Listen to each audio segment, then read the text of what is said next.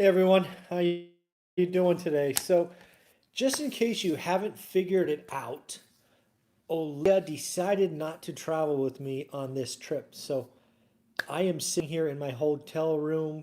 The Warriors aren't playing today. Actually, they are playing today, but they're not on my TV in San Diego. Otherwise, I would be watching them right now. So, I need to do something, and I thought I would share with you a conversation I had with Zach or Zachary Betters today. Zach's a young man who runs an impressive business out of Charlotte, North Carolina, if that rings a bell. And we were talking after the main session today, just catching up.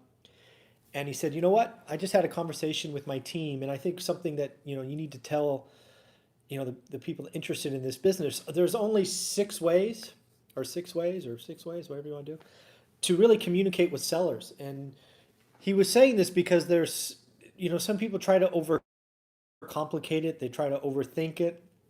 And again, Zach's far more successful at this. Is he's actually reaching out to motivated sellers and trying various different ways. He's pretty adamant. Find your lane, find the one that's for you, which I'll share with you the six here momentarily, and go after it, right? Invest, tweak, learn, modify, keep going. Don't actually curious. Do you think you can name all six? What do you think? Can you do it? Here we go. So first one is very popular these days. This is mailers, postcards. We're lumping in postcards with handwritten letters, with anything that has a stamp on it, right? It goes through the mail, even if maybe you're doing some FedEx stuff, whatever's going in and showing up, basically with paper to the potential seller. Obviously, we heard stories of people today doing 100,000 mailers a month. Can you imagine 100,000 mailers a month?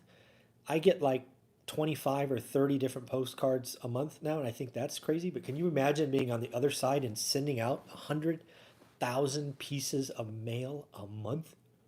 Just amazing. So that's one. The next one is obviously, we'll just go with cold calling, right? Picking up the phone and calling you.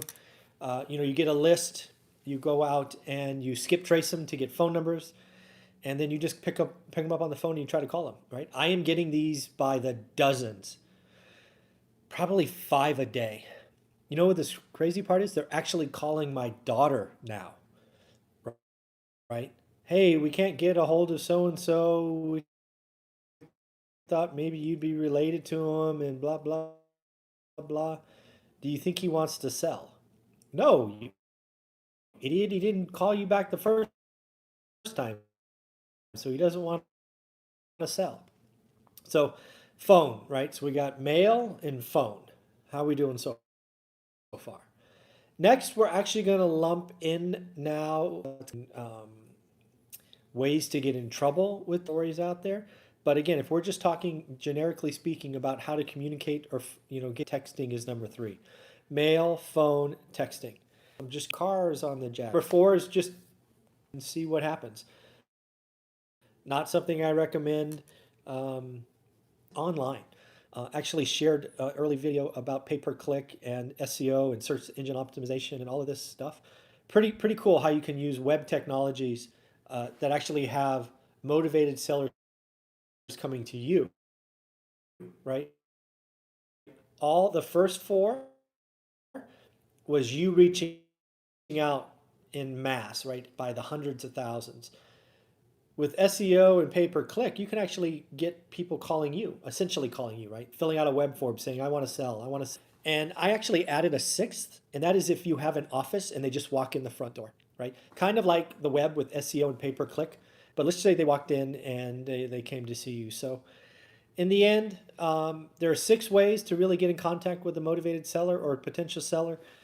Mailers, door knocking, phone, texting, online, and of course, the walk-in where they come to like a real estate office or they come to the hub in Fresno that I'm creating.